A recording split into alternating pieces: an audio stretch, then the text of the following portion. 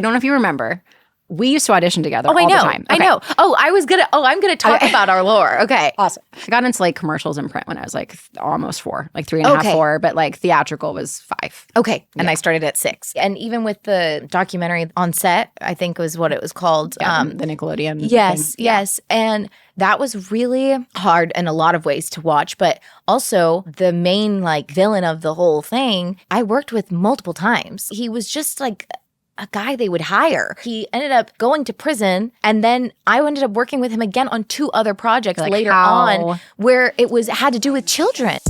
Join me, Sasha Pieterse, on Women in the Nude, Season 2, where we bear it all except for our bodies. We'll leave that to your imagination.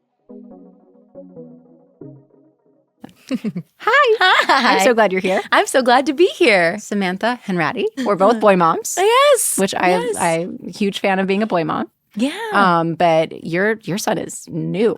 So new. 3 You months. are a new mom. Yeah. 3 months as of 2 days ago. So yeah, Congrats. Thank You're you. in it. It's crazy. I'm obsessed. I'm so obsessed. Isn't it wild? It's like I'm kind of worried about myself at this point. Like I'm like it's like it's a surprise every time I see him for some reason that like he's here. Do you for sure? I'm like, you're like, there's a child that I'm mom. responsible like, for. I'm mom. I am a mom now. Yeah. It is very much so a mindfuck in so many ways. Yeah. And in so many good ways. Yeah. Obviously. Like my favorite, or the stage that I started like.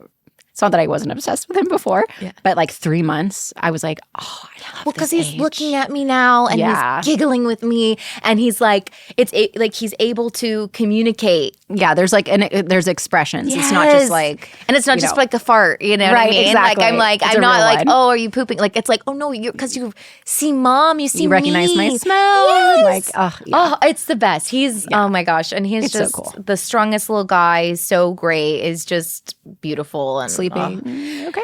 So he was born with a cleft lip. Okay. So he's had 2 surgeries so far. Poor dude. And so with the nose stents, he has had to be held 24/7. Okay. So a little worse than like a colic situation. Yeah. So he also does have quite a bit of acid reflux as well. Poor guy. So he's just lots of stuff. But he got his stents out like on Friday, so like almost a week ago. And since then, he all of a sudden I'll like lay him down, and all of a sudden he'll go. And you're like, what the fuck are you doing? Don't die, you know? And so I'm freaking the fuck out. Yeah. So he's still being held all the time. Yeah. Yep. Oh, yeah. So I'm very excited for the like, he sleeps, but nobody else does, you know? Right. So I'm excited for when he can be in the bassinet and I can sleep while he sleeps. Yes. But we're not at that point yet. Yeah. Oh, yeah. It's a journey. I mean, obviously, every kid is different, too. Yeah. It's a journey. But, like, when did I stop, like, checking his chest or breathing? I'm like, do you ever stop? Like, so it dawned on me the other day where I was like, oh, I don't do that anymore. And he's 4. So years? But, okay. Yeah. He's 4 years old. But I was like, when did I stop? Yeah. Because I was very much that way.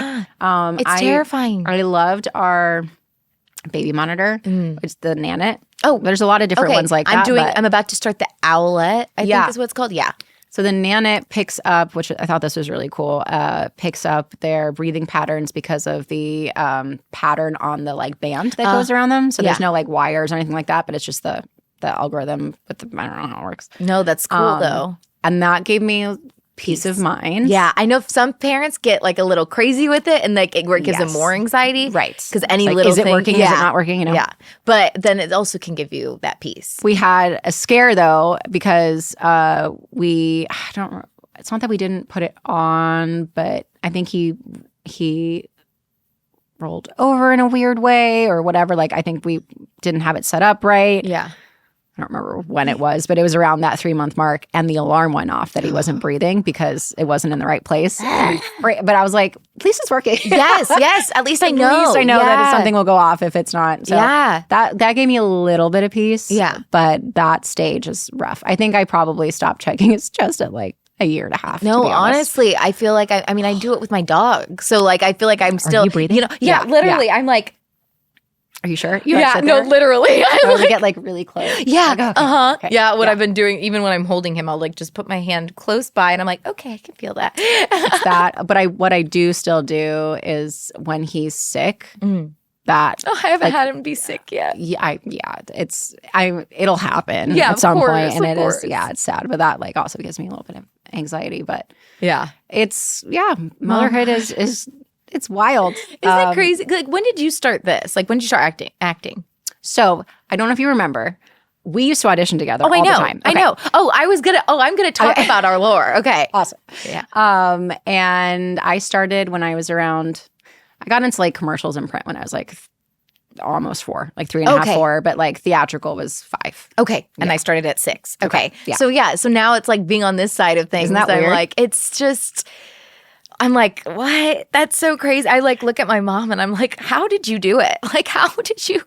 That is like a big thing for me. Like when we came over to America, I was 3.5, and I'm like, oh my gosh, he's 4. Coming like, from where? This is where. Oh, we're from South Africa. I I have no accent. I was really little, Yeah. obviously. My whole family's there except for my parents. But like, oh, wow. Okay. Amazing. But yeah, I mean, you would never know unless I told you. Yeah. But I'm looking at him like I got into the industry at this age. I like. It's just such a like I'm so weird to like look at him and be like I was your age. I was in an adult world. Yeah. It's so weird. But cool. It's weird to have like certain chapters checked off. Yeah. Does that make sense? Yeah. I'm like, okay, well I did the thing. I like got married and now I have a baby. And and whatever you decide with this, you'll go through it eventually. Where we decided we're one and done. Oh, okay. And I'm like, I'm so at peace with that decision. Like my husband got snipped. It's great. Just so you know. Yep. But it's also this weird thing where I'm like, oh, I won't ever experience that again. Like I'm totally like I'm happy with our decision, but also weird that has also been checked off. Like I'll never be pregnant again. I'll never like do all of those little things again. Yeah. So that's also like a weird thing. But Yeah. I feel like, I mean, everybody goes through that because at some point you're done. I mean, some people, my mom's one of 9 kids. So like, my husband's one of 9 kids. Really? Okay. Yeah. And I'm one of 5. I've got 4 older sisters. I'm the youngest. Yeah. And so I always wanted a bunch of kids. And now I'm very like, I'm thinking at the most 3. Okay. But I definitely want at least like a 4-year gap between my son now and like the next one. I like that. Yeah, because at first I was like, he's really close with his brother and they're 2 years apart. But I'm like, I don't know. I'm 4 years apart from my sister above me. That's like. Yeah, and I'm like, I just feel like we'll be in a better spot. I cannot imagine having 2 kids in diapers. Like I I'm like, I look at other all moms. Power and to them. Like incredible. Yes. Yeah. I just know I can't, and I also really want to spend this time with my son right now. Of him being like my main focus. Yeah. And so that's kind of the idea right now. We'll see what ends up happening. Who knows? Maybe in a year I'm going to be like, forget it. I'm ready. I don't know, But a lot of people are like when they feel like you're making this. People have a lot of opinions. What? Are you sure? What? Yeah. When you tell them like that you're only having one, people have a lot of opinions. But like when I say this, people are going to have a lot of opinions when I say what I'm about to say, which is I knew that I only wanted one after thinking that I would at least have 2. I knew that when Hendrix was by 5 months, I knew. Yeah. This is complete. Yeah. And I knew that like, well, maybe it could change. But when you tell that to somebody, they're like, you will change your mind. It's like, and you're like, actually, no. Yeah. And you know what? There's a lot of people who they're a 3-family household. Like, Totally. And to more context, I'm an only child. Oh, so okay. I also know what that was like. Yeah. Maybe if I wasn't, I would have second guessed more, or it would have been the reason I had another. I don't know. Yeah. But my husband knows what it's like to have so many siblings. Which at that point, and I do not know your husband, so I'm not speaking from his experience. But at that point, the kids have to then take on kind of a caring responsibility. Yeah.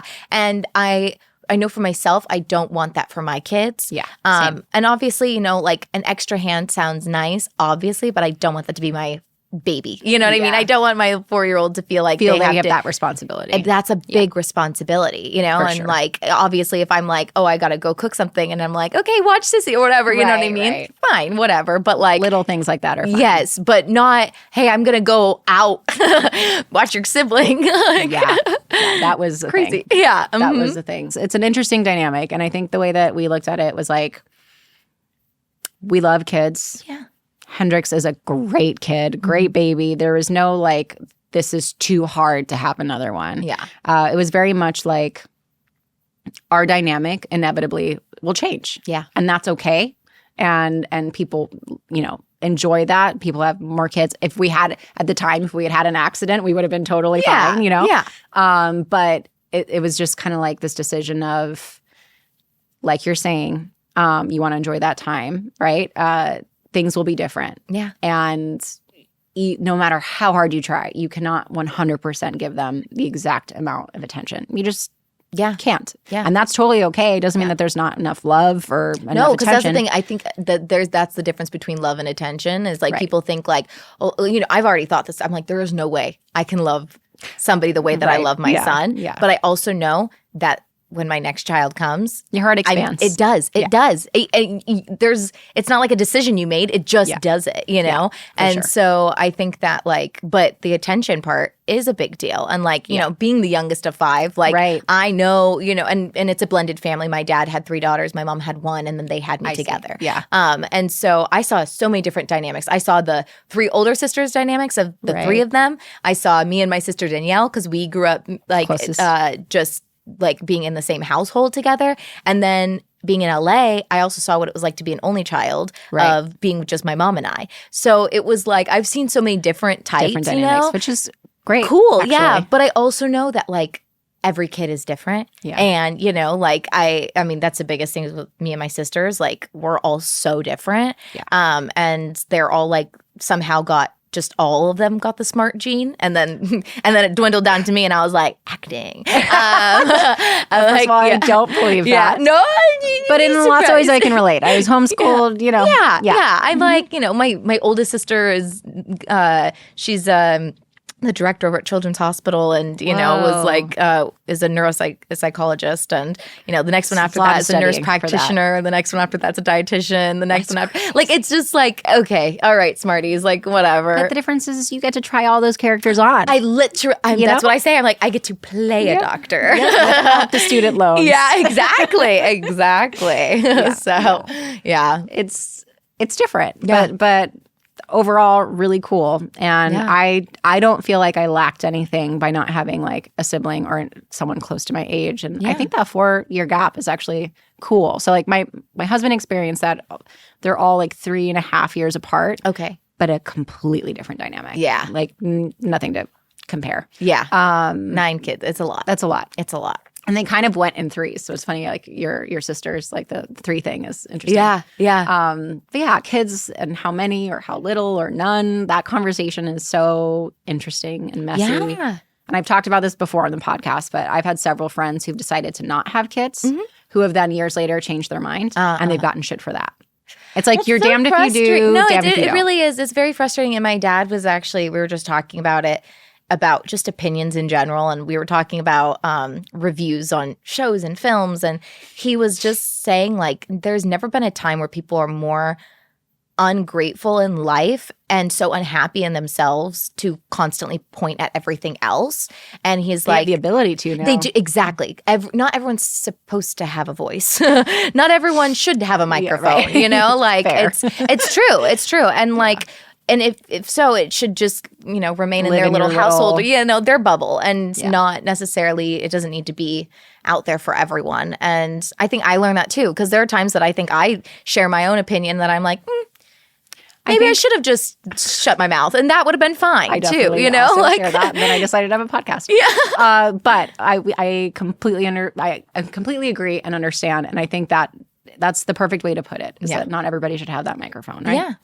Not saying that I'm here with a microphone and should be heard. No, but I think though there's a mindfulness that you have to have when and you understand there's a responsibility with it too. It's also sharing other people's voices. Like it's not just my own. Yeah. And everybody's different, and I want to hear your opinion. Yeah. And it should be a two-way street. Right. Most of the time. Yeah. But yes to all of those things. Yeah. But the social media aspect of it is very interesting because I think people that didn't have access to like-minded people now do. And that can be a wonderful thing or an atrocious thing. Yes. And I think in many ways we've never been so divided. Absolutely. It's made great causes, like highlighted. Highlighted and a way to like have access to that type of community. And I think that's wonderful. But it's a very interesting time, and I would say that is what has never happened before. Yeah, like I do feel like people have had strong opinions forever. Yeah, but now it's everybody can hear them being amplified all the time. And it's public opinion. And decisions are made. Yeah, wars, everything it's all based on unified voices and not always for the best, for the right thing. Mm-hmm. Yeah, it's a challenge. And then the layer of like being a public figure and having a lot of that directed at just you is a whole other... Well, you're damned, like you said, you're damned if you do, you're damned if you don't, because it's like if you share your voice, it's like, shut up, what do you know? You don't share your voice, it's like, why aren't you speaking out on this? Right. Why aren't you know what I mean? And so I think for myself, I just have gotten to a point where, and I am also big on like, if I do something wrong or if I have misstepped or not even if I have, when I do, like I am all for people calling you out and saying, hey, this is, educate yourself on this or that, or, that was just a shitty opinion or whatever. And I'm like, you know what? Fair enough. Like, I try to be mindful, but I've definitely failed in the past. And like, I think that that's the whole point of life. We're supposed to learn. We're supposed to grow. Yeah. But I also like, I don't know. I think that people are very harsh and very mean online and people, and then other people are amazing. So it's like, I know, but we always take in like the harshest ones too. Like, that's like what you think about before you go to bed. Yeah. Oh yeah. Yeah, absolutely. But I think you're right. And there's layers to it too. Cause I think it's a wonderful thing to take accountability, and it takes a certain amount of emotional intelligence to even acknowledge it, never mind like vocalize it on like a platform on social media.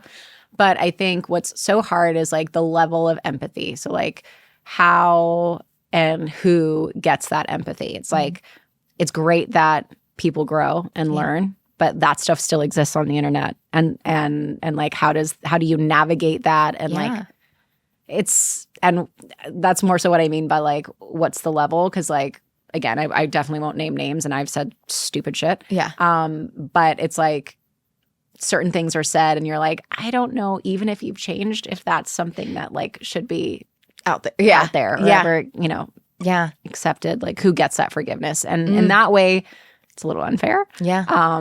But everybody should be given the chance to like grow and show that they've grown. You still don't have to like the person. You know what I mean? You still don't have to follow them. You still don't have to like them. Yeah. You don't have to, But you also don't have to actively like, make a hate campaign for somebody that you don't, you know what I mean? That's not. I think that's awesome. Yeah, that's a huge part of it. And to throw the positive light on it. Yeah. Yes, there's a lot of negative opinions like thrown at you and like unified voice of hate. Yeah. But there's also a unified voice of love. And I will say, like, with public opinion, I feel like, and it's something to remember, and not everybody experiences it for every category or every opinion, but like I've had a lot of people supporting me, and that unified voice, whether it's like fans or for a certain topic, is like, that's overwhelmingly beautiful too. Absolutely. It's interesting. I was talking to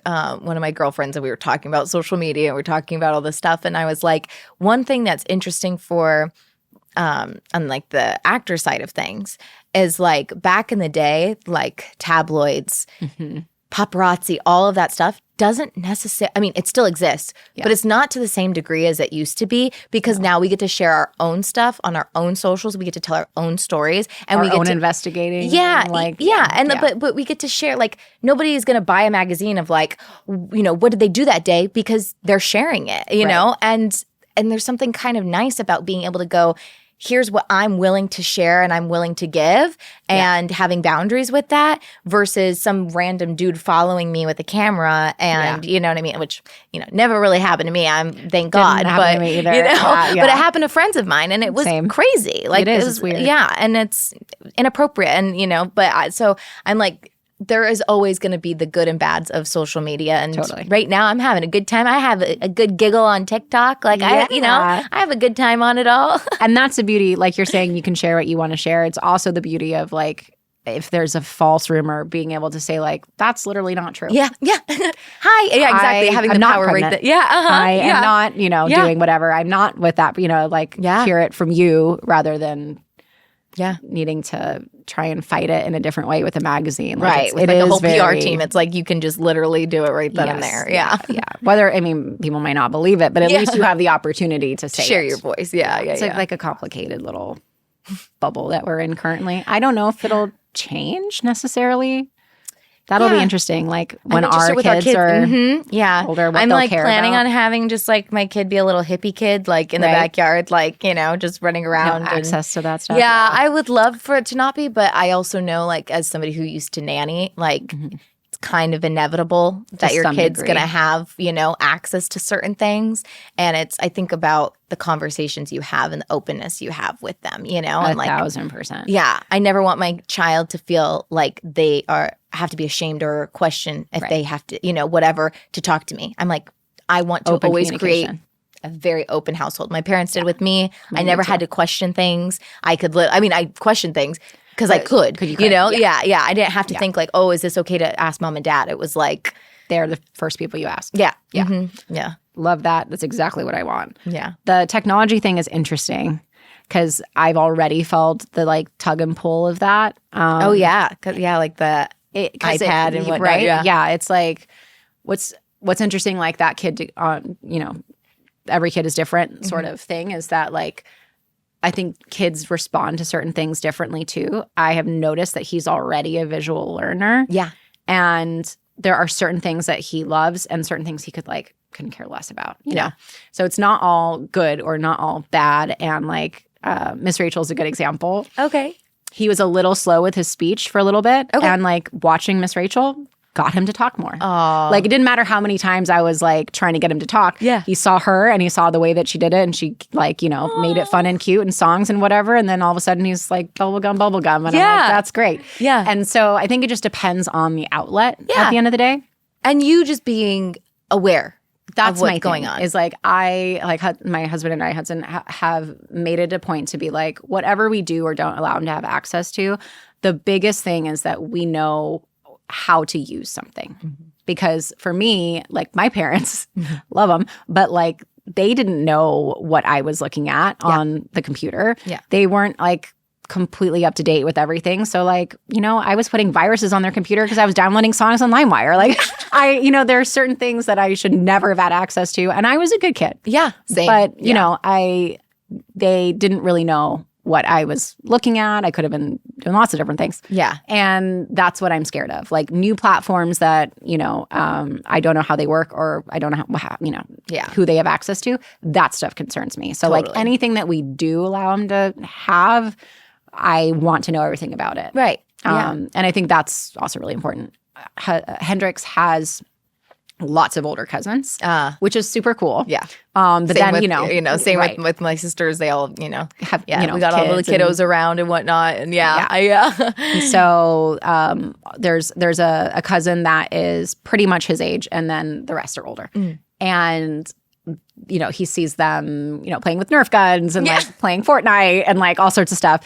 And I'm like, okay, how do I navigate this? Fortnite being one of them. I'm like, he can't watch that. Yeah. He can't watch them play that. But, he wants to like already at 4, like play with his cousin who is 11. And like, a boy. And he's so good with him. But there's obviously a big difference. But Minecraft came out. Now, there's lots of different versions of what you could do in Minecraft. And my husband does love video games. We never really get to play anymore. But like, he also enjoys it. And so very recently, we've let him play Minecraft. Mm-hmm. So there's a version of it where it's just you. There's no like access to other people coming in. And it's actually very cute because he's building stuff. Yeah. And it is wild to see him completely handle that controller and like do multiple things and like he knows how to do more of it than I do. Yeah. And it weirdly comes natural. Yeah. Right? So it's just crazy to think I know. with my like 4. yeah. I never would have thought that I would be here. My 3-month-old is gonna be like that's in like 3 years. Yeah. That's crazy. So he's learning about how to farm and like, you know, building a castle and how to fish and like we did that kind of stuff in a different, I mean, it was easier because it was like more of like a program you put on your computer, you know what I mean? Yeah, and or it was like a disc or whatever. And it was it wasn't like open to Barbie mystery game. And like I used to play that all the time. I'd be brats.com. Yeah, you know? absolutely. Yeah. But like no, like those learning games though, I always had so much fun with like, you know, certain songs or certain this or that that like, I mean, what was it, Schoolhouse Rock or whatever? Yes. Like I'm like, that's how I learned how to do like multiplication, For you know? sure. My learning about a bill right on Capitol Hill. Like, you know? Yeah. So I think like the right things Yeah. can really like help and amplify. Yeah. And then obviously the wrong things are Destructive. extremely destructive. Yeah. And so being on top of it, and like monitoring what your kid responds well to and what they don't. Yeah. And I just didn't think that at 4 I would be watching him playing Xbox. I was just like, so wild. That's so weird to me. Yeah. But again, very controlled setting, very cute things that he's doing. And that's okay now. But I'm like, that's not something that I thought he would be doing. Yeah. And it's kind of scary. Yeah. I think my worry is like, you know, we had Snapchat and certain things, and I'm like, yeah, what's the next? My younger brother-in-laws had Snapchat when they were in high school and were doing things. Yep. And I'm like, oh my God, what is that going to be for Hendrix? Yeah. What is that going to be? Fucking holograms? Yeah. Like I don't know. What is that going to be? That scares the shit out of me. Yeah. And how do you control that? And you know, I can't control all of it, but like you said, just staying up to date with what's happening and also creating a space where it is okay for, you know, like I want sex to be a very okay thing to talk about in my household.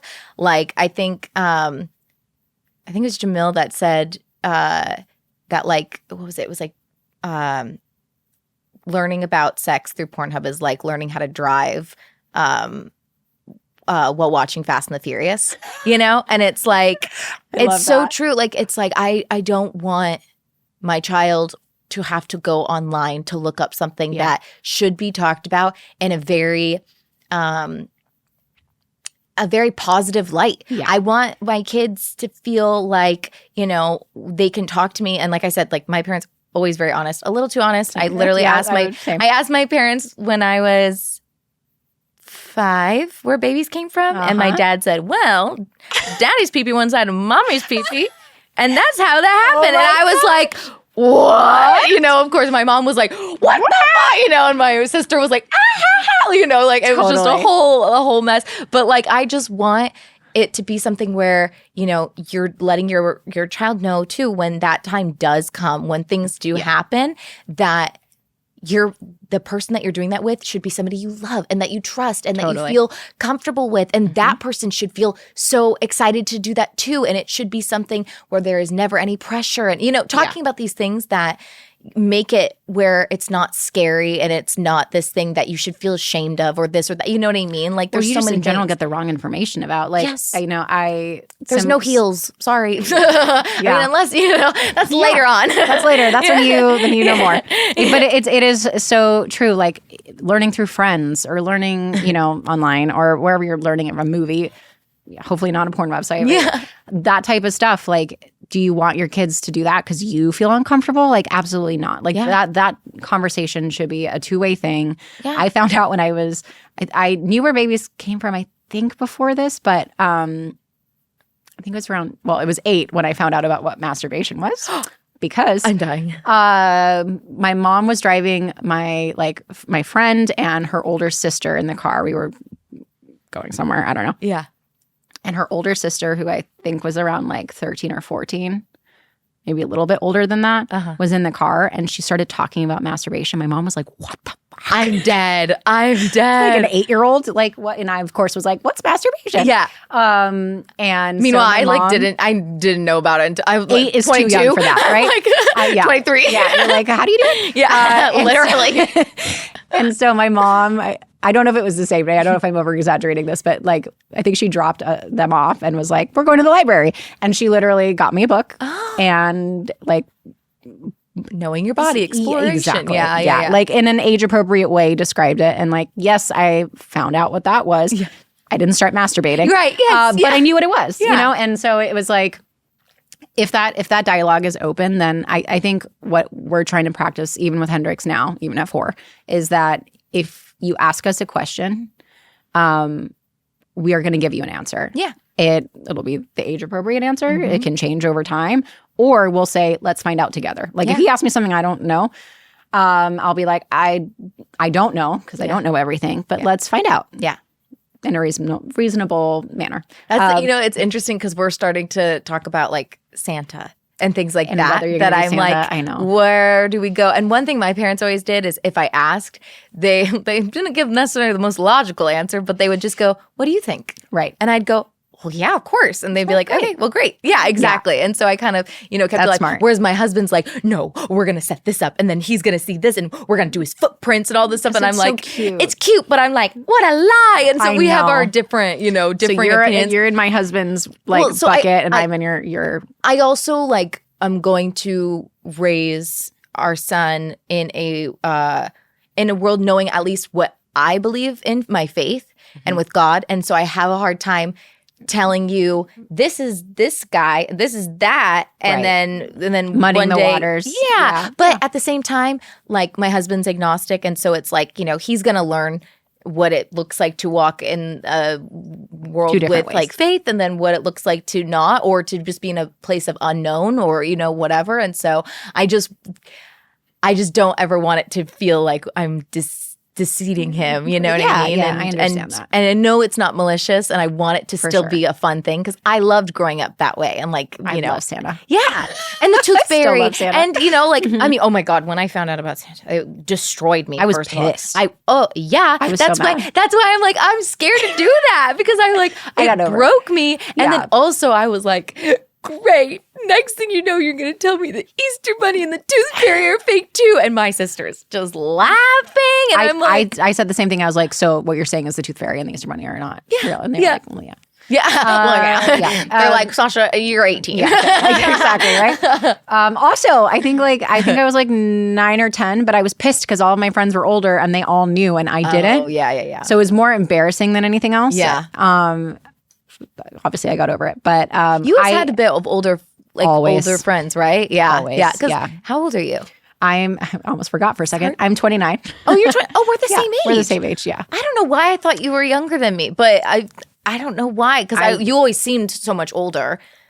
Thanks. Yeah, you sort of. Yeah, I mean, but yeah. Well, I mean, compared to me, I was like the. No. I mean, I'm just like. I would have thought that we were the same age, really? Which I mean, we are. Well, now, so, yeah, yes, but I'm like, as kids, first off, my first introduction to you was the like extraordinarily crazy talented episode of House. That was so phenomenal, so good. I appreciate that. Oh my God, are you kidding? It was like my mom was like, "That's the kind of actor you want to be," and I was like, "It is." Like it was like, I mean, because I also was on House around the same time, and they were like, "We just had this girl who has so much hair, and we had to put it in this bald cap," and they showed me a photo of you. Yes, and I remember then we watched the episode, and my mom and I were just bawling, and thank you. And just it was just so good, and I think I saw you at like. Do you remember the Care Awards? Yes. Saw you like the Care Awards after that, and just being like, I remember being like, "That's her." Like that's the oh my gosh, that is such a throwback. But I always tried to keep it cool. That is really, really sweet. I always have thought very highly of you. Really? Absolutely. I didn't even know you knew who I was. Absolutely, I do. But not only like as a respect on talent, but also like just you've always been lovely. Anytime that I've seen you, and I always measure that too. When I was younger with auditions, because like girls can be weird. Shitty. It was weird. Yeah, and like you were always so lovely. And we were like, doing all the same stuff at basically the same time. Yeah. It's just, it's so weird to it's look a weird back on environment. Like I can literally picture sitting with my mom, like she just finished signing me in, That seeing is other so people cute. that right? Yeah, Like, I know, you know what I it's so mean? weird. And like, it's a small group of us that are still in this. It's true. You know? And like Yeah. whenever I see that, I'm familiar, like the you're like, Caitlin oh, Devers yeah. or you know what I mean? I'm like, you know what I mean? Like It's so cool. stoked. But it's it's just a crazy thing that we went through. And like I think I look back on it how normal people would look back on like their elementary school days or their middle school days or something. But it does. It felt like that in our own way. But do you remember like when some kids, maybe we should talk about this off this, but like when some kids would be like, do you want to run lines? And they would like give you the script and like try to like run it with you. Yeah. I just remember Sabotage. Yes, they So did. awful. And I'm like, you're 8, you're 10. Like, what Yeah. is happening? But obviously it was their adult like that they were with. But I knew somebody that used their parent used to put a recording device on them so that they could actually know how their audition went or not. Oh, okay. Wait a second, because now I'm like, safety wise, I could see wanting It was to not do, for safety. but no, of course not. That was like not for like the safety intent. Even though that I would totally understand. Right. That was Because not the sometimes I motivation. like think about it. I'm like, dang, my mom really had no idea. Like, I was just going in this room, weird, right? And Like, there were with a some bunch of weird adults. auditions. For Like sure there there were some were. weird times. Like I've played some really weird characters young. oh, same. Yeah, And I then- know you definitely have. Yeah, I know. When I like am trying to explain things to people, I'm like, oh yeah, that one thing where my brother was my lover. Yeah. Oh yeah, weird. I guess that But was I a had little. to act that out as a Anyways, minor. yeah. But no, we've done some weird things, and then like the audition world was weird, and like I've been yelled at by casting directors. I've been cursed at by casting directors. I've been told mean things. I haven't been yelled at, but I've been told awful things. By casting directors. I was also very like aware of what made me comfortable and what didn't make me comfortable. Yeah. And thankfully I was very like because I have a nauseous stomach and I always have. I've always had an anxious stomach. It tells you. It's Yes. like a good. Yeah.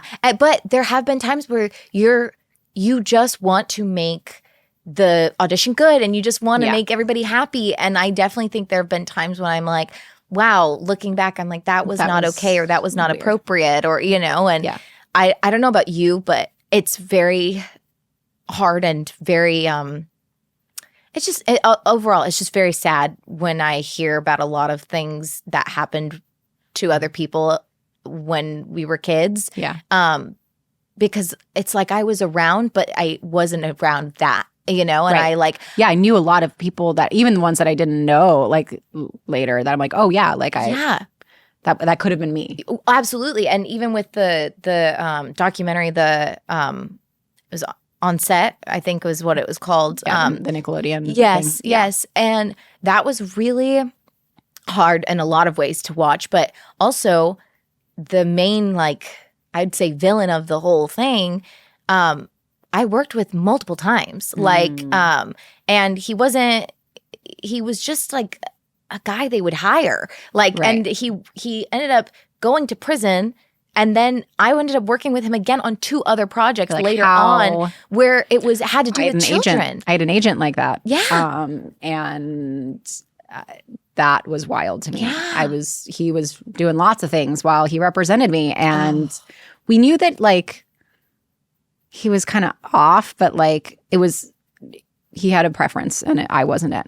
I get you, yeah. But still, it was like, wow, I was around all of that, Yeah. I think it seems like your mom was too, but I don't want to put words in your mouth. My mom was not a stage parent. No. But she was also very protective. And I think that she knew when to step in and when to not. Yeah. And because of that open communication, like, I don't think that she thought that I would hide anything from her. And I never wanted to hide anything from her. Right. And I think it's also like that parent, like the parent's motivation. If the parent isn't worried about those things because they want them to get ahead. Yeah. Then a lot of those things slip through the cracks. Yeah. Or even worse, the parents are okay with it. Yes. Which has happened. Yeah. I think Drew Barrymore is a great example of that. Right. I think though with the everything that happened with the gymnasts and everything, I think that did open my eyes though to the fact that I'm like, your parent could literally be in the room and something could be happening without their knowledge. Right. You know what I mean? And so it's like some of these people are unfortunately very smart with the way that they approach things. But no, my mom was very like, I was never one-on-one with people. I was never I mean, outside of auditions, I guess that would be the only time. But like besides that, and then same thing with like, there was just boundaries that were always there, and she was always around. Like, I have an example of that actually. I was barely 11. And talk about a weird audition. So this wasn't the audition process. This was on set that I'll refer to in a second. But the audition process in itself was weird. There was a female and a male casting director in the room, but it was for Good Luck, Chuck. And I played like a goth girl. I remember. I watched it. Yeah. Okay, yeah. And that was a weird audition. If you think about it, I was a minor talking about sex, basically, and like very aggressive. Yes. And I, always had older friends and whatever. Like I didn't feel weird about what I was saying. Retrospect, that's a very adult role to be playing, right? Yes. Fast forward to actually filming it on set, and there was like a mood board, of like what they wanted for everything, as they do.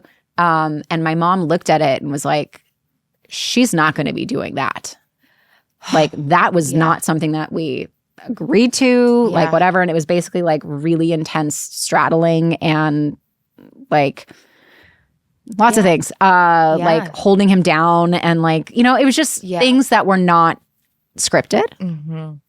And there was no like SAG representative on set. There was no, especially then, there was no intimacy coordinator. No. That didn't exist yet. Nope. And so, if she was the type of stage parent that just wanted to make them happy so that I would get ahead, or wasn't willing to speak up, or didn't know, or wasn't present, like, in the process, I would have been either forced or at least asked to do that. Yeah.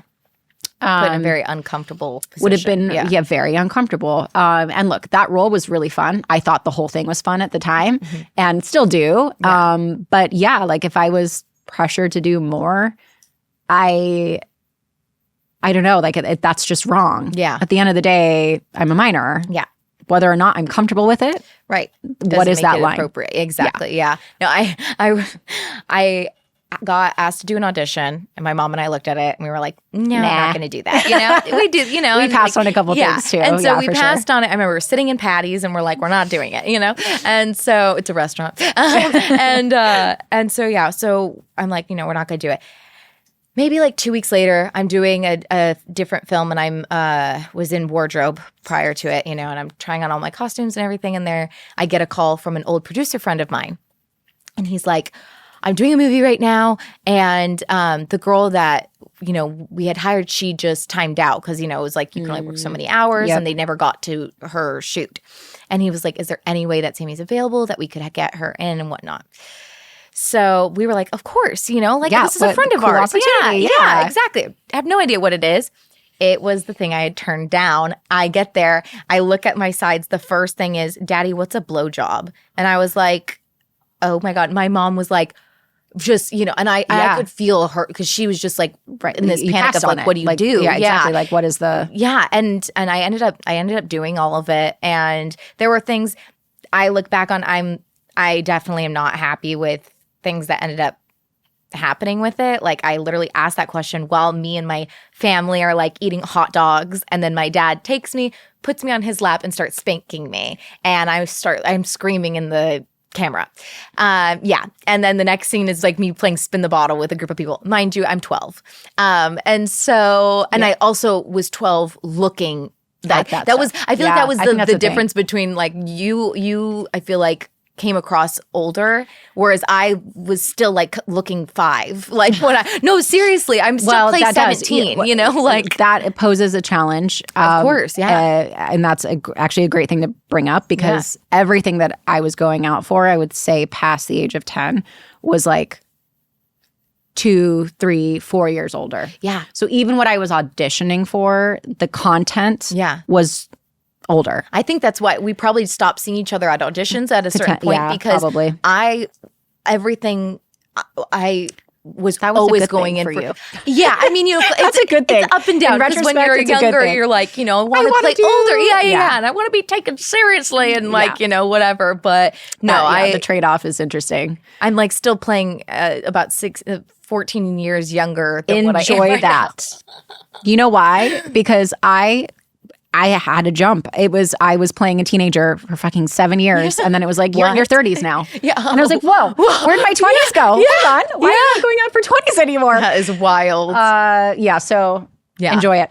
But well, you look like you're in your 20s now. you do. I guess technically I still am for another year. yeah. So it's the death of my 20s, but that's okay. Aging is a blessing. I'm very stoked for 30. I'm Me very too. stoked. No, I legitimately am. But yeah, so like that was an interesting thing. Is like, yes, I was going out for things that were more mature, and I think my mom and dad probably rationalized this as well because I had older friends, because I was so comfortable in that environment. I was very confident on set. I loved being on set. Yeah. I was never afraid of adults. I graduated at 13, well, 14 technically, but did all the tests at 13. I was about to say you did the what was it called? The Chesapeake. Yeah. I was in most like categories older than I was. Yeah. Yeah. And so, You were one of the reasons I, watched Pretty Little Liars. You and Lucy were like the two people I knew prior, know? And so that was why I started watching it. And then of course I became like one of those crazy psycho fans for a while. It was so much fun. So fun. We're doing a rewatch actually, and I'm like, this is so bad. Oh, I can't. Yeah, certain things I'm like watch when back, you're in and I'm like, and when what? and when you're that age, you're like, this is so fun and whatever. And now also with like technology, so much, so much better. I'm like, this is so. There's, it's just really like interesting, like looking back on, things have changed obviously with how I feel like the industry it's changed drastically. The last decade has just completely changed, But it's so interesting whenever people are like, why do they hire adults to play teens and this and that? And I look back and I'm like, I actually use Lucy's character as an example because I'm like, sleeping with a teacher. If she was actually a 14-year-old who looked 14 or whatever age she was supposed to be, I'm like, everyone would have been like, huh?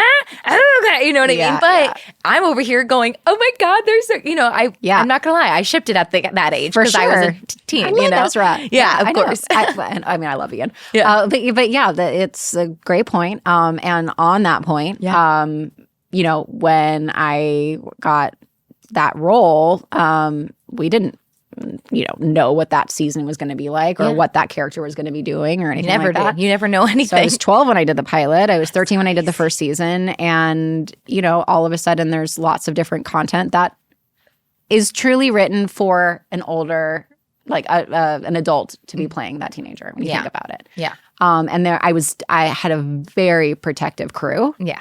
But I was put in situations that like weren't great. Yeah. There was one scene that didn't even have like any physical things in it. It was like the camera passed and then it was just like noises. And the actor I was playing opposite, I've talked to her about this. The actor I was playing opposite tried to take advantage of that. And my camera guy got up from his seat or from the dolly and was like pushed out of the way. Wow. And so there's certain things where like I was lucky to have like protective people around me, but like that wasn't scripted. Yeah. That was nobody else's fault. That was a creep. Yeah. That was taking advantage of a situation and I was 14. Yeah. So, it's like there are things that you can't prepare for either. No. And there's a respect thing that when you're doing something intimate with another actor, you have to have a trust between each other. And like, if you're the kind of person that, you're supposed to be intimate, the second that camera's off, I am like making fart jokes. Totally. Like, I'm like, you know what I mean? Like, I'm just doing whatever I can to make this comfortable because personally I am uncomfortable. You're not my partner, and you know what I mean? Like, this is uncomfortable. And it's also like a weird dance that I'm like going over my steps in my head of, how did I look? You know, I'm not thinking about you. Of, like, there's so many other things. Exactly. And you should be. Yes, exactly. And I'm curious, like, I'm not me hijacking. No, do it. Like, what are your thoughts of how intimacy coordinators have changed the game? Yeah. I think it's a double-edged sword. Okay. I'm all for them. I want them. Yes. 1,000%. I've spoken to a lot of producers, so this will be like the opposite argument. I'll say mine and theirs. Yeah. Because I'm also hoping to I am producing, so like I want their perspective on it. I want to know what that lens is like. And it's interesting because, and I understand this, when you have an intimacy coordinator on set, if those two actors and the intimacy coordinator don't gel, it almost becomes more awkward. Yeah. And there are things that are sacrificed creatively that like make everything kind of fall apart. Gotcha. However, when they are a good intimacy coordinator, they break the ice. You know, are able to like get on the same page with the other actor, and like when it's done well, it's amazing. Yeah. Makes the scene better, makes your experience better. It protects you, it protects them. Like it's all good, and it should be. Right.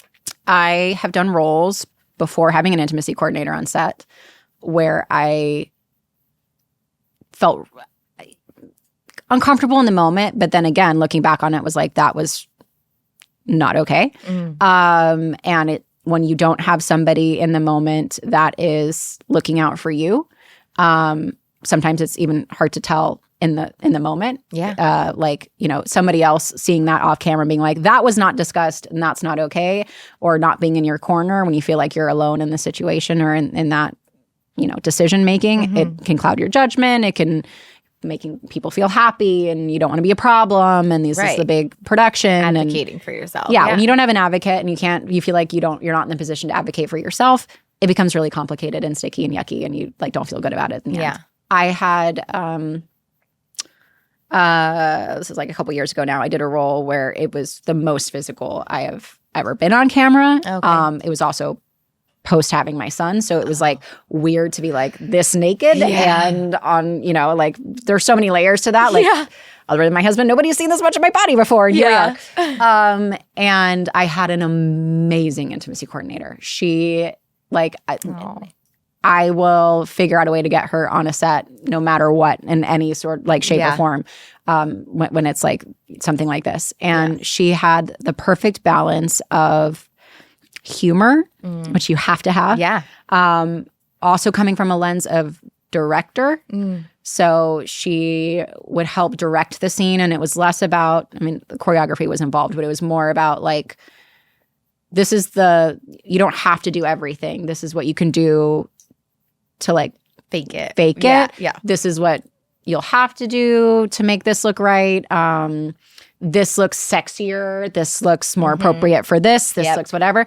And she stopped a scene once and was like, no, you need to change the camera angle because her ass looks great from this level. Yeah. Or she would be like, that's unnecessary. We don't need to show X, Y, and Z. Yeah. She would have ideas about like how to make something look more realistic, where it was like, you know, we did it in the bathroom and I like grabbed a towel or a paper towel and like wiped myself. And I was like, this is so cool because this is what sex is. Yes. So there are certain It's not things, just rolling over and going to bed. I'm like, oh my God. I'm like, that doesn't happen. No. And if it does, that's dangerous. It's dangerous. It's gross. It's like all the things. Yeah. And it's hard to explain to somebody hasn't been around it or hasn't been in that position that like that's our normal. Yeah. But I would still say like it's still not normal. Yeah. You know, it's still a very fine it's a very fine line, and it can easily be stepped over. And I've experienced that, right? So I think an intimacy coordinator is essential. Yeah. And I kind of think it's like a relationship where like if you find a good one, you want to hold on to that one. Yeah, absolutely. You know? And I think that's your best like chance at not only making the scene look good, but making sure you're comfortable, making sure everybody's protected, and like the best outcome. Having the transparency is like number Totally. one. It's interesting though, because I had a friend, and I'm 100%. I think it's crucial to have somebody there, and you know, even if you're not necessarily using them, like as the actor, you know what I mean? Like their presence is important. Totally. But it's interesting because I had a friend who was doing a scene where she was nude, and she was like actually unhappy with the intimacy coordinator because they kept coming over with a bathrobe right after they called cut. And she was like, I'm fine. I actually like, you know, she was very okay with being nude. And she was like, I'm okay. And she's like, no, for everybody else. And she's like, okay, so it's inappropriate for me to be naked right now, but it's 2 okay seconds. To film it like when I'm doing other things. Like I don't understand, you know. And so I think that she didn't like the way that she felt like she should feel shame for her body, and that was an interesting take in my opinion. You know, that's kind of what I was talking about, where it's like if you don't get along, regardless of the situation, like that can make. It could also have had the effect, I don't know if it did, but like it could have the effect of like not only is that a double standard, but now you're weirdly making me feel self-conscious. That's exactly. And that's going to affect how I'm going to act. Yeah, and how I'm going to, Yeah. So it's such a weird. There's so many things I wish we had. I wish I had intimacy coordinators in the past because I'm like, I'll read something and I'm like, okay, this is how it's supposed to be. And then I'll go to do it. And then, you know, someone's like, well, what are you doing? Or why are you doing that? I'm like, oh, I just did what I thought. Like, that is the other thing is like you have another person involved. Yeah. Just to dot the I's, cross the T's, and make things, you know, as comfortable as possible. And I'm a very like, when I do a scene like that with somebody, I will like over explain everything that I'm trying to do because I want to make sure that everything's comfortable. And I always start off with like, you know, especially with being married now, I'm like, I have a husband. I love him so much. This is like, this is uncomfortable for me. Right. And I need to not feel uncomfortable. So like, you know, I just want us to be on the same page with things and whatever, you know? And so. Which is totally fair. Yeah. I've been actually I've been lucky with the co-stars except for 2. Yeah.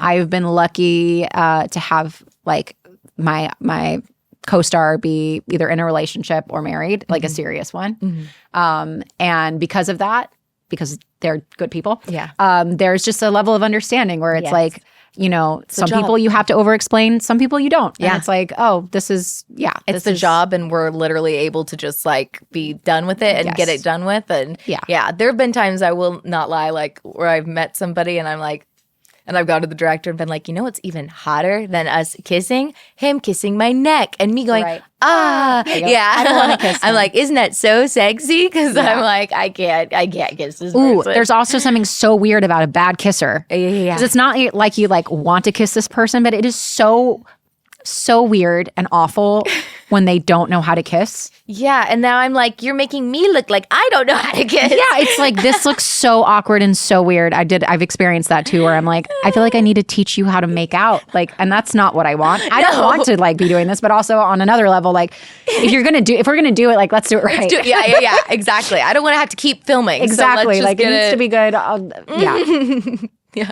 It's weird. It's just all weird. Our job is strange. I have also, I will say, I have had awesome wardrobe people, women, who have protected me when I didn't have an intimacy coordinator. They stepped up for that. That happened to me too. And that's cool. And like sometimes they couldn't. But in a lot of ways, like I will shout that out because there are some amazing with their little bathrobes ready for you.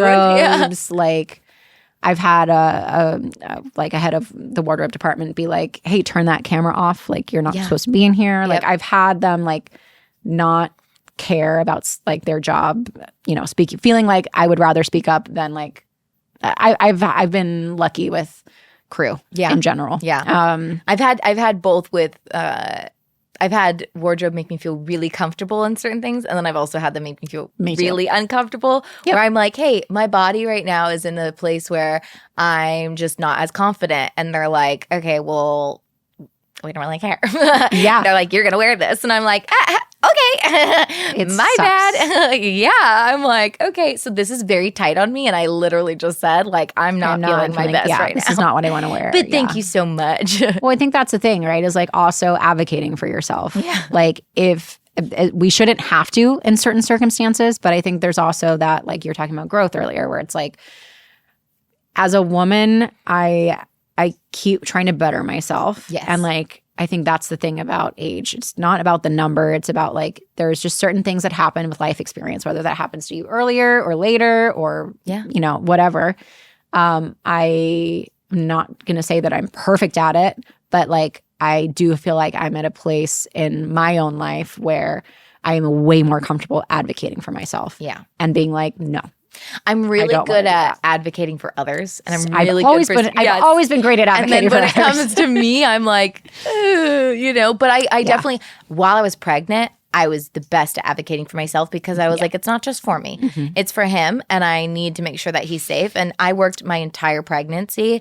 And I wasn't just doing like, you know, stuff whatever like roles. this. You know, I'm like running and falling and tripping and, you know, and I finally got to a point where I'm like, I will not be able to run past this point. I'm past my second trimester. Like I can't be running in the woods in my kids where I can be tripping at any moment. Yeah. And like you can get a body double for that. You can. And and literally fake it. It's great. I have an awesome double and she's perfect. So much so that most people would talk to her and think it's me. Like, you know what I mean? I'm like, if anything, actually she should be high. No, please don't take my job. But you know, it's like she's great. It's so true though. Like that there are limitations and like they need to be respected. It doesn't always have to be about nudity. It's like about safety. It's that's why those things are there and or even possible. Just things that get written in later on that you're like, oh, this is actually not appropriate. Like this is not appropriate for my character or like okay, with TV shows when there's a director that comes on it or like a writer that comes on it doesn't know anything and they throw something and they're like, no, sorry, like I remember I was doing something and the guy was like, why do you look so sad in this scene? And I was like, oh, well, so the episode beforehand, 3 of my friends died. They got hung. And then my mom also, she slit her throat. So I'm a little depressed at the moment. But like, don't worry, I'll still add a smile if you need. Like, you know, I'm like, what do you mean? Did you watch no it? Research. Do you know anything? Absolutely like, none. I'm like, but I think the only time I've ever like really fought a director, and I really did. And I'm usually not that person. I really am not. But I get it. I was doing this indie film, and I was in a position where my character was being sex trafficked, and I was supposed to be like coming back from dance class, so I was like wearing a leotard, but with sweatpants on and a jacket. And he was like, I really want you to take your jacket off in this scene and then go walk around the house like, where am I? And I was like, well, no, then I would keep the jacket on because I would not want to be baring my skin when I feel uncomfortable and I just got kidnapped. Like, I would want to keep my jacket on. And he was like, but it looks better if you take the jacket off. Well, sorry. I literally was like, okay, but you hired me to care about this character and I want to protect her. And so as a woman, I would be protecting myself and I would be keeping it on. And he was like, but I'm the director, so you're going to take it off. And I was like, I called my team and I was like, I don't know what to do. I don't know what to do. And my team at the time was just like, just take the jacket off. And so I did. And I'm still pissed off about it because I was just like, he made me cry. Like, it literally made me cry because I was like, I care so much. Well, yeah, when you know that like, that it's wrong. Okay. And like, not that like certain things deserve certain things, but like it's an indie film. He doesn't have a studio breathing down his neck that is forcing something. No, it was just because he visually liked it better that I had. And it does not make sense. No, it doesn't. Because this woman, and this is also the reason I took this part, was because this is happening all the time. Yeah. And I am playing somebody that exists right now. So how can I, as an actor, step into this place and not protect this person? Like it brought out a very ugly side of me, and I was very. I don't think that's ugly at all. I was very mad. That's not ugly to me at all. Well, thanks. At all. Yeah. And it is. It's frustrating. It's frustrating to feel like your voice is taken away at whim. Like. They want you to have a voice for some things. They want you to promote the movie. They want you to do X, Y, and Z. But when you actually have an opinion about your role, it's like, Yeah. And I'm usually the type of person to go into something going, especially with like hair, makeup, wardrobe. I'm like, you have your job for a reason. I entrust you with this for for like 90% of the time. Yeah. And 10% of the time, I like to have some sort of like, okay, so what I was thinking, you know what I mean? Right. Whatever it is. Collaborative experience. Yes. But for the most part, I am very, like with directors and everybody, I'm like, you have your job, I've got my job because we're good at that, you know? And let's make a good thing together, you know? I don't believe in hostile takeovers. I believe in collaboration, and that goes both ways. And it's an important dynamic. Yeah, so it is. It's difficult, and I hate feeling like I'm an inconvenience for the little that I stand up for, because I think that is what's made me so frustrated in the industry over time. Is like I feel like I have proven that like I have great work ethic and I want to be there and I care about my character and I want to do the best job that I can. I know my lines. I'm there on time. I'm so invested and I love my job that when I speak up, you should know, based on the amount of time that we've worked together, that it's important to me. Yes. I don't just complain to complain. Yes. I've made a point of that my entire career, and it is so frustrating to have that be thrown back in my face when I bend over backwards because I want to do a good job and to like be a good, employee essentially. Yeah. And that is super frustrating. So like I enjoy the fact that I am getting better at advocating for myself, because I have not always done a good job of that. And I have done it in a way where I wasn't taken seriously. And that's not my fault, it's theirs. Yeah. But, navigating that people pleasing versus like what really matters to me thing is very difficult. Well, I think growing up in the industry, it's so weird because you're as a child actor or whenever when you're a kid, you're looked at as you have to act like an adult, but you're still going to get treated like a kid. So they hold you to this standard, but then they don't give you the respect of that standard. So true. And it's something that it's weird being an adult now, still playing a teenager, because I still feel like a kid sometimes. Very deeply. Yeah. And it was interesting this last season of Yellowjackets, which we need to talk about. Yeah, no, but please need to talk about. It's an amazing show. Oh, thank you. It has to have been. I hope anyway that it's been a lot of fun. Yeah. I think we'll like when I was pregnant this last season, it was really hard because there were certain things I wasn't able to do, or I wasn't able to be there for every rehearsal. I wasn't able to do everything, and I know that upset people. The only times I've ever taken off of work was when I passed out while I was on set because I was so sick during my pregnancy.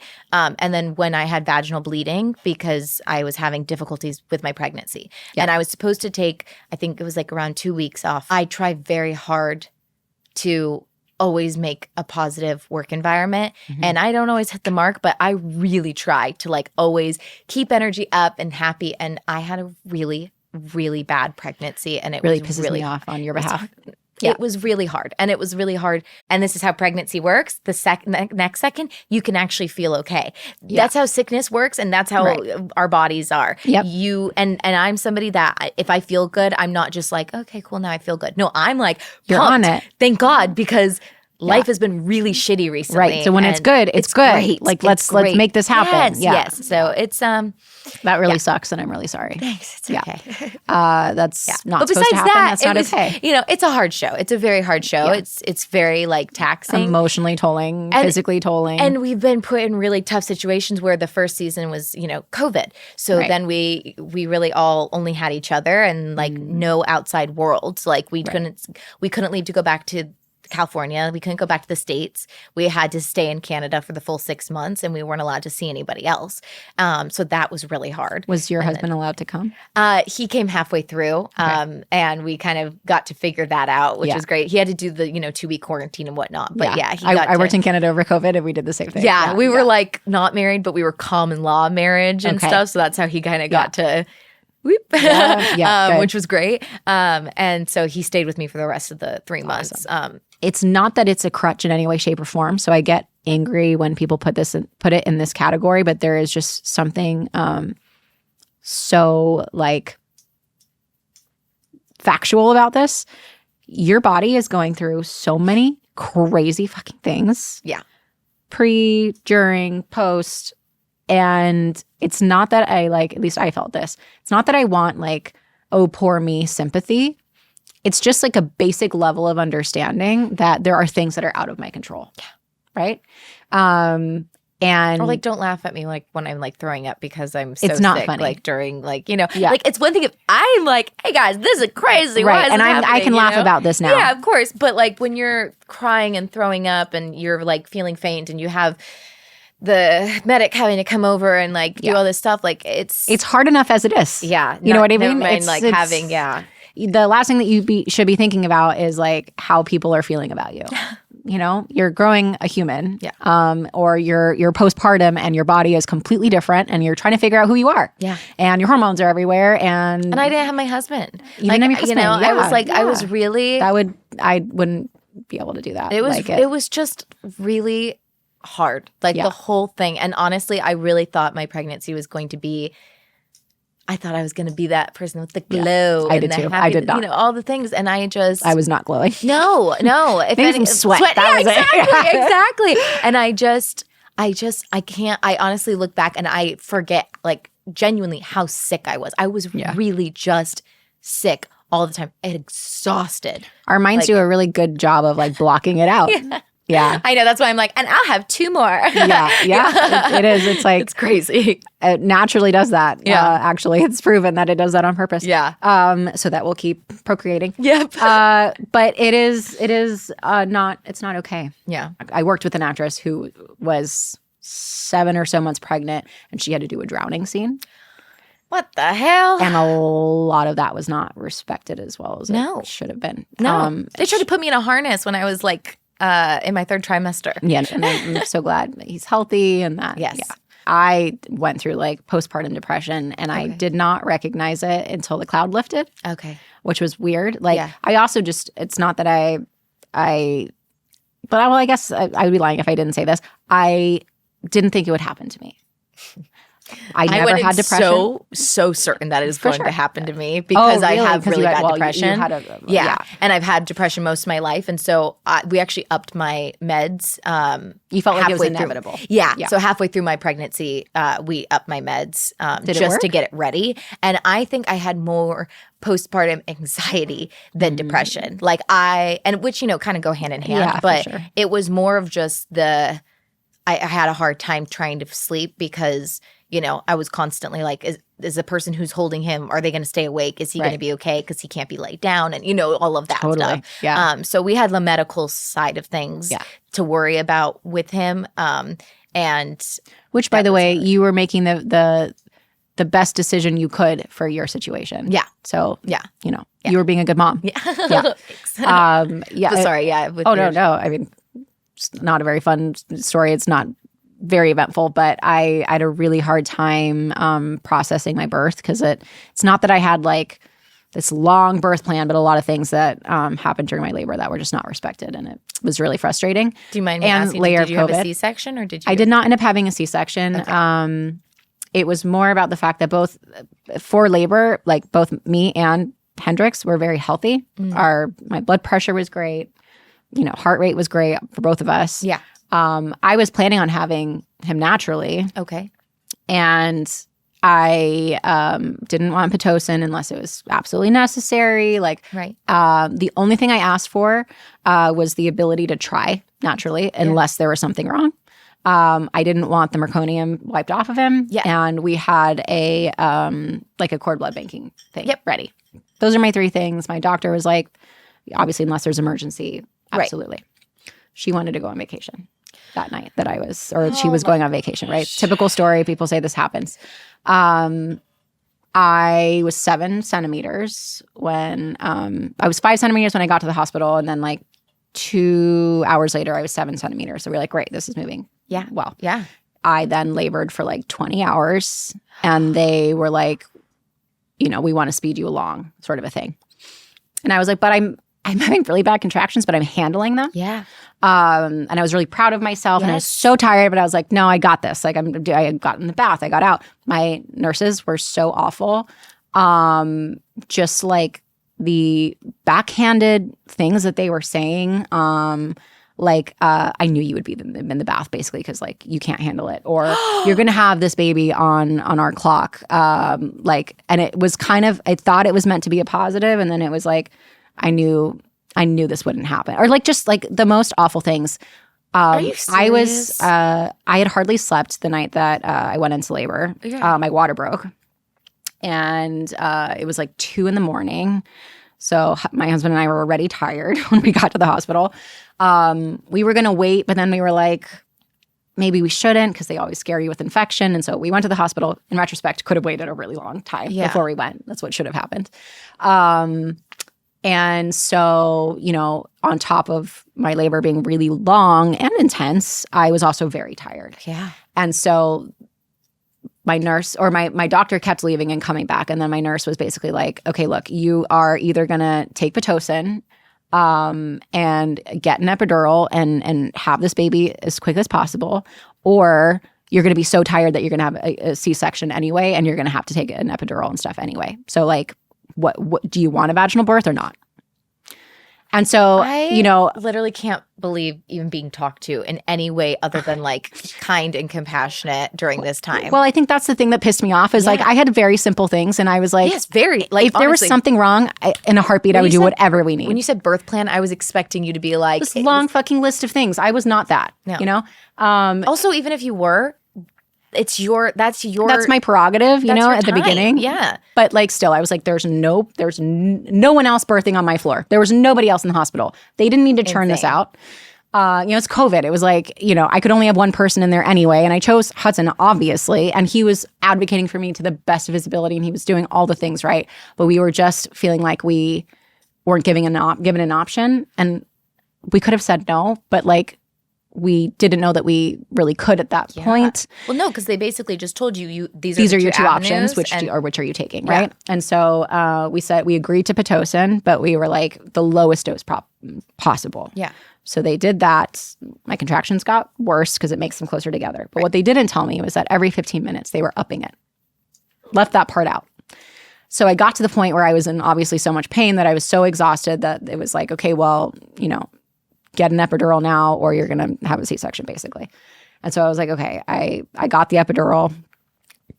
Amazing anesthesiologist. Mine too. Yeah. He was awesome. I mean, he came in there too. And I was screaming butt ass naked on all fours. It was hilarious. But he was so lovely. Thank God for him. He got the perfect spot. Yep. I could still feel that I was pushing, but I knew that I was having my contractions, but I wasn't feeling pain. Yeah. So cool. Yeah. He was wonderful. But anyway, the nurses had changed shifts, I think. Good. 2 or 3 times. Mean people out of here. Sort of. So this was like hour 28. I know. They didn't care. They honestly didn't. Hour 28. Finally at the point where I'm pushing. And I don't know how long it was. I think I pushed for 20 minutes or something like that. It wasn't that bad. Yeah. He came out. The first thing they did was wipe all of his Marconi Pop. Are you kidding me? I was like, at this point, I was like, that's like the one thing that I have left. Yeah. They did do the cord banking and everything. Okay. That went smoothly. They didn't know that. But like, I was like, yeah. Really? Yeah. I blacked out at this part. I didn't really realize, you know, I tore a little bit. She was stitching me up down there, whatever. And she told Hudson. Also, it kind of made me mad that it was a female. She goes, don't worry, I'll put some extra stitches in. She didn't. I swear, I thought that, I'm like, there's no way that's a real thing. Like, it's a real thing. That is so... That's actually, no. That's actually disgusting. Even if she was doing that or not, like, who knows if she put some extra stitches. I don't know. But I was like, just that, like, and she winked at him. And I was like... He's like, I thought you heard that. Honestly, and I was like, no, I really didn't. That really feels like assault to me. I'm not going to lie. Like, that's how it makes my body feel. It makes you feel icky, right? Icky, yes. And then that's so disgusting. Then we went to our other room for recovery. Yeah. And they come in, they're supposed to come in every 2 to 3 hours. Yeah. Which sucks in itself because you feel like you just get to sleep and then you wake up. You know, it's like I know the baby, everybody's just like awake and exhausted. Yeah. And we just wanted to get out of there after everything that happened as fast as possible. And they kept coming in like almost to the dot every hour. It was like we had too many people in there.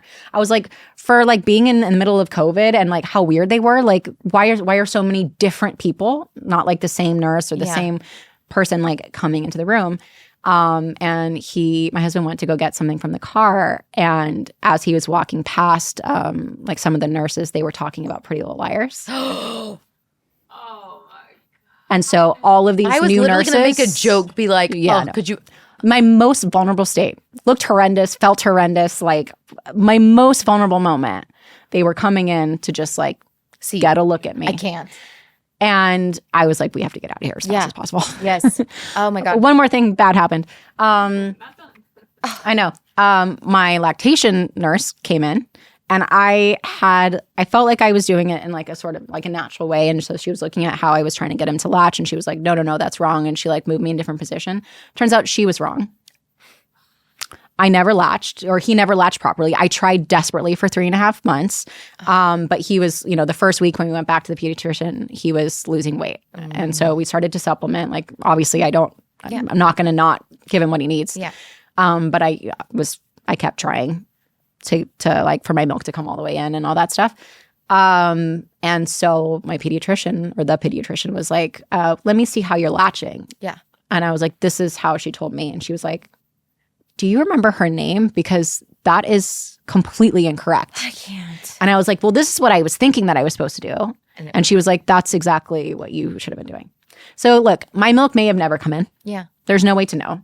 Sometimes that happens. Yeah. But a lot of the latching, like you start producing based on what the baby needs if everything is working correctly. So by him not latching properly, my body wasn't making enough milk. Right. So even with all of the desperation with pumping, it wasn't working. And so that was just like, I didn't realize that I was like going through this depression. And then I like decided, you know what? 3.5 months in, like it's not coming in. Why am I putting myself through this? It's just making me upset. He's not really getting anything anymore. Like he's growing, he's healthy, he's gaining weight. Like he's a happy baby, no colic, he's sleeping well. Like, why am I doing this to myself? I stopped, the cloud lifted. And I'm going to cry, you're going to make me cry. Sorry. No. Yeah. We made it like an hour and a half in without crying. We did it well. Kidding. But I was just like, oh, that's not how I'm supposed to feel. And it was great after that. Yeah. So it sucks. Yeah. Yeah. No, because my son was born with the cleft. Yeah. He wasn't able to latch. And I was already knew though, because when I was pregnant, I knew about the cleft. Okay. So I was able to kind of prepare for that. But that was something I was always looking forward to. Still sucks when you want it and you can't. And so and then I tried pumping, and it was honestly, awful. it was taking everything out of me. I was like, were you pumping on set too? no, I haven't gone back to work, but I just, good.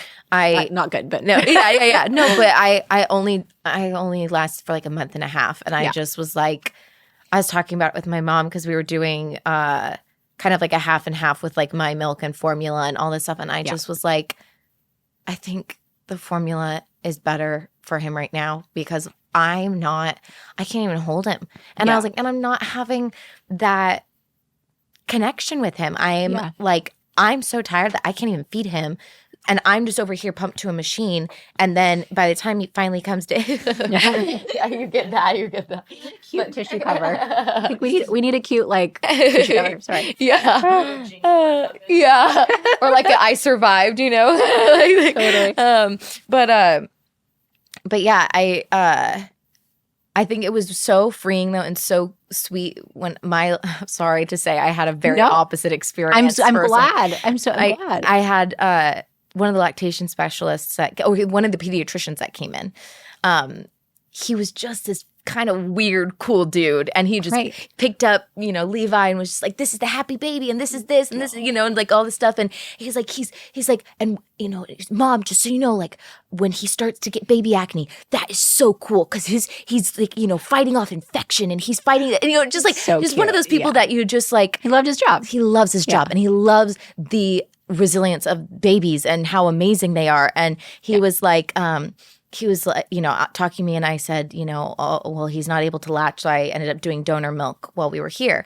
And he was like, let me tell you, that's awesome, and this is why. That is really cool. And he goes, because in that one thing of milk, my biggest concern was, because I have a lot of allergies, I was like, what if somebody ate something that they were allergic to, and then they I didn't think about that. Yeah. And they were saying that it's multiple women's breast milk in one little thing. So Okay. it's like it would be such a small little minute bit. amount. Yeah. And that's one of the reasons they do that. But he was like, so in caveman days, he's bringing it out. He's so cool. Takes a He's like, village. Yeah. Yes. And he's like, everybody would lactate at the same time. So if you weren't able to, or if you were just tired, whatever it is, you would take your baby and give it to the next person. You'd take your nap. You'd get your baby. You know what I mean? Yeah, And it was just a community thing. Your sisters, your mom, your aunts, everybody would be lactating all together. And isn't that weird? It's just honestly, couldn't tell you, but I wouldn't be surprised because I know I don't think you have to have had a baby to be able to. Yeah, it's a weird thing. There are people that have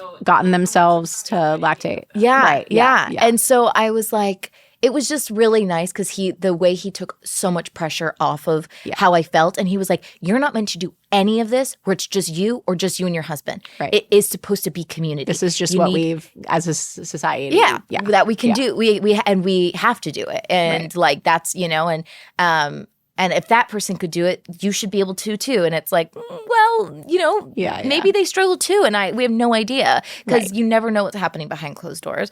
And so I just was really grateful for the way that he approached everything. That's awesome. Because I just was able to be like, okay. And don't get me wrong, I had many a nights where I was so emotional because I just, and I tried, and he would latch for like a little 20 seconds. Yeah. And I would get so excited and then it would just stop. And Hendrix would just fall asleep with like my nipple in his mouth, which was just funny. Yeah. But I was like, it's not really serving the purpose. Please, I'm just a pacifier right now. And that's okay. Yeah.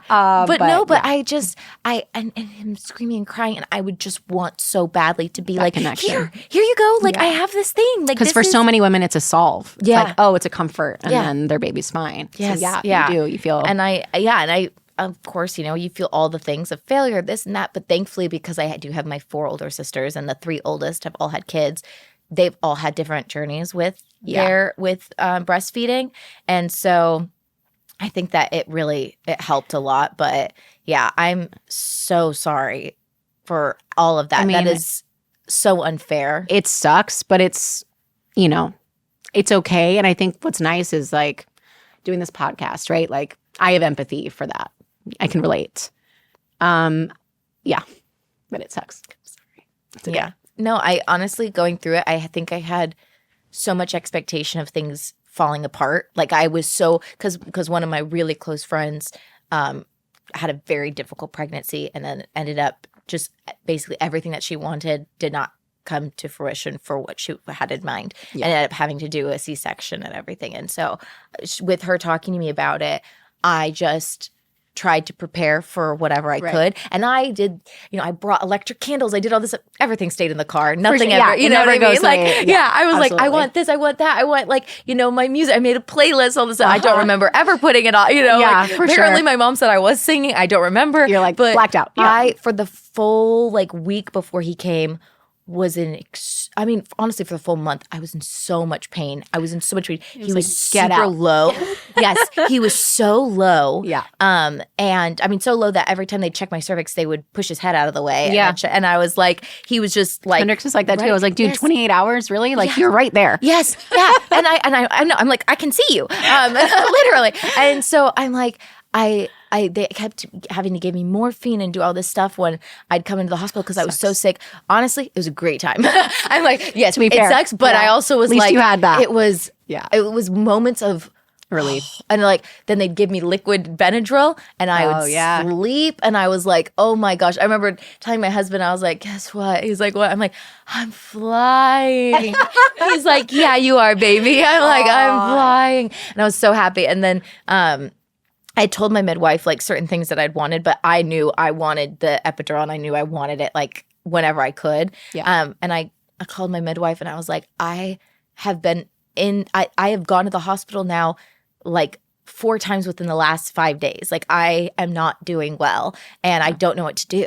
And I'm, 37 weeks and I just don't know what's going to happen. They always told me I was going to probably give birth early. And I at first, like, I was like, let him bake. I want him to bake as long as possible. And at that point I was like, no, I'm so ready. Your body's ready. Yeah. And so, but they can't just call it, like, they can't just be like, okay, you're ready. You know what I mean? Like, it's hard. So they did, thankfully I had an amazing ultrasound tech, and she's a specialist. And so she was doing it, and she was like, his growth is starting to get restricted. So I think it's time. And I was like right now? And she's like, we're going to wheel you to the hospital and it's happening. And I was like, oh my God, okay, like this is happening. And so I was super excited because I was in so much pain for so long that I was like ready. And I get there and they're like, I think I was 2 centimeters or something like that. But she called it. So I was like, all right. Yeah. And so they were like, we're going to do the epidural now because you've just been in so much pain, and just let you sleep through the night and then start things early in the morning. And so they did. And there was like a moment of something that happened that we weren't really sure. Like all of a sudden his heart dropped, like his heart rate and blood pressure like dropped, and got really scary. And I just remember I just got it, so I can't move my legs or anything. Yeah, you're like, I was like up. I was like, yeah. And so, but they were like, we need you to get on your knees. And I just gotten it done. And I was like, I can't. How? They were like, the baby needs it. Yeah. And you're like, whoosh. I like, boom, boom. I turned myself over. I don't know how I did it. And I remember thinking, oh, my water just broke because I could feel all this stuff. And I look back and my husband was just blood. It was a lot of blood. Yeah. And I don't think it was like a little bit of my mucus plug? Yeah. Well, no, I'd already had the mucus plug before that. But it was going to like, say 2 centimeters, like maybe it was like some stuff in there. It was a little trickle and whatnot, but I guess that it hadn't fully broke my water. So they ended up having to go in and break it, but I didn't feel anything. I was like, sure, why not? Right. And then they were like, okay, it's time. Because I had gone from like the 2 centimeters to like pretty quick, so 9 awesome. centimeters. And I was like, okay. And my mom held one leg, my husband held the other leg. And I pushed for an hour and a half. That's actually insane. It was insane. That's like, amazing. It was like crazy. I've had and friends then have that. I tweaked my neck while I was sleeping. So of course I'm not feeling anything, but I'm like, my neck. Yeah, I know. I'm like, and it actually really hurt. I was like, I can't move. And so I'm holding on to them. They're holding on to my legs. And then my midwife just goes, give me your hand. And she brings me down and I could feel the tip of his head. Yeah. And she goes, that's your baby. Now push, Mom. And I pushed.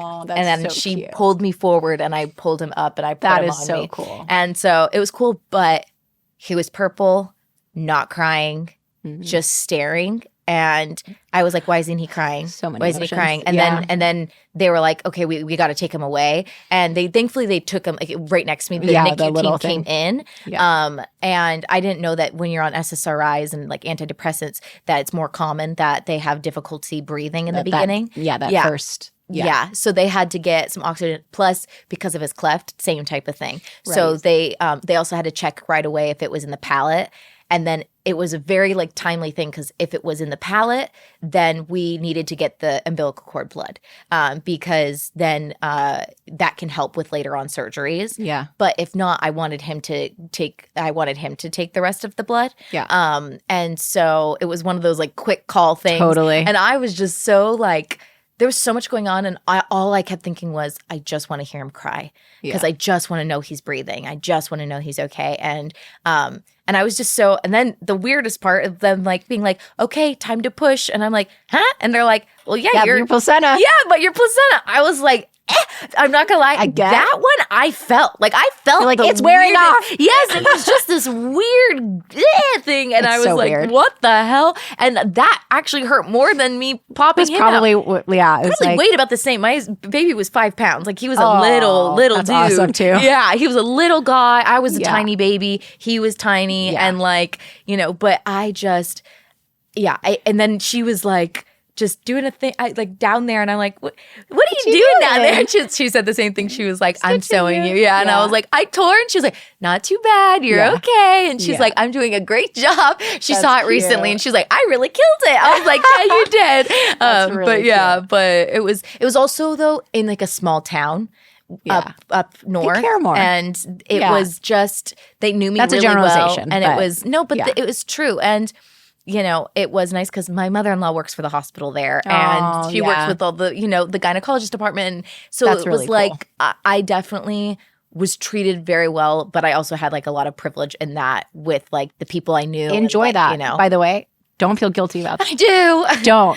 That's how it should be. Yeah. That's how it should be. Everybody should be treated. That's, And I think that's the thing. Like I've also the fast labors aren't necessarily the best labors. No. I've had friends who haven't had time to have an epidural even though they wanted to. Yeah. And that's like traumatic. I had a friend who she had a doula, but she was like 35, 40 minutes away.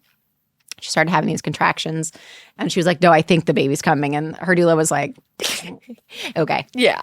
Her brother was a paramedic. Oh my God. And he was closer. And she's like, no, I really think the baby's coming. So when he walked in the room, she was butt ass naked on all fours. Yes. And that's his sister, right? He's like, Yeah. And she had him like seconds later. Holy moly. And it was like God. 30 minutes max of like start of contractions to having Insane. him. But not only was she in a lot of pain, but also you tend to tear more. Yeah. So the fact that you were relaxed probably helped. Oh, and I'm not having gonna lie, that early epidural was a blessing, honestly. And they were so like, I mean, they're just really sweet. So they were like all super supportive. Like all the nurses were like, oh my gosh, like you're pushing so good. Like, and like I would push and they're like, oh, you should teach a class on how to push. You're killing it. I was like, really? I mean, who knows if any of that's true, but it was the hype that like just like made me feel so good. Need. And I was barfing during the whole time. I don't remember really much of that because like I, honestly, to me, it was like I was just having a good got time. relief. Yeah. You don't have like a ton of pain. Like this is it. This is the moment.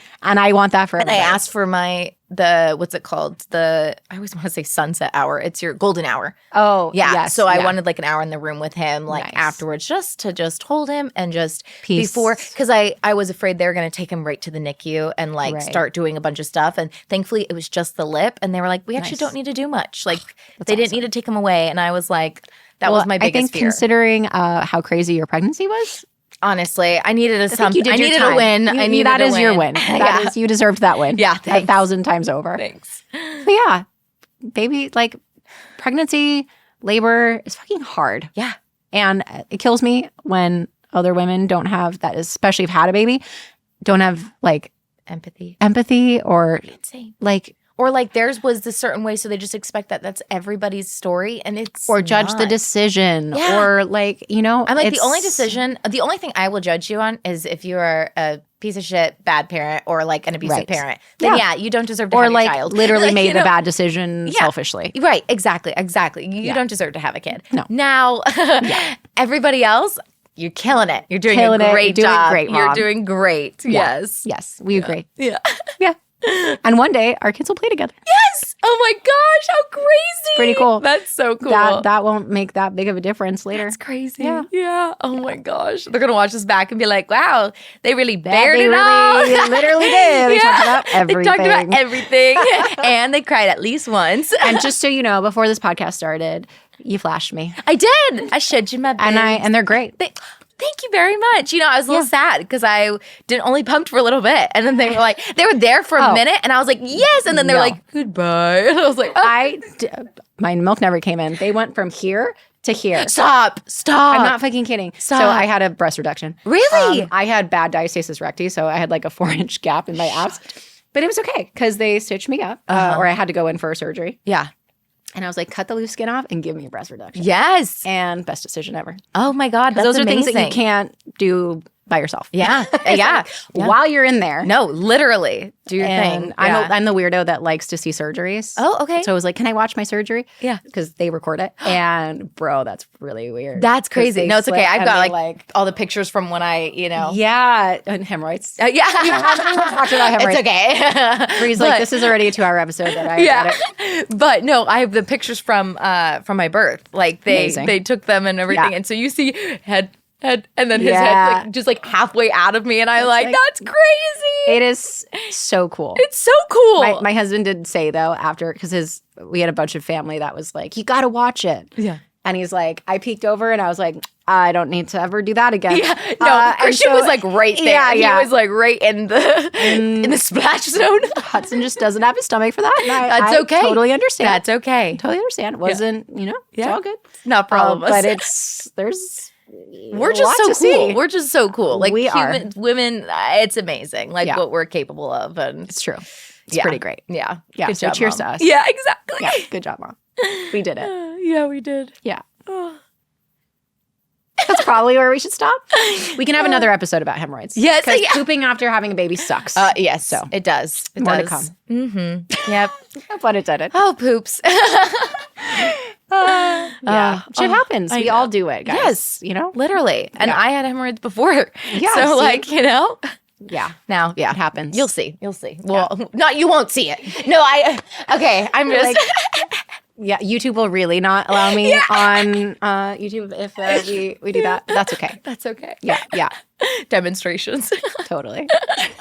Well, thank you. Thank you. This was great. Yeah, it was great. Now I got to see pictures of your baby. I already stalked you on Instagram, so I have seen. And okay. You got to see, because I haven't posted his face. I know, you got to see but the it's like beauty this of little bundle of joy.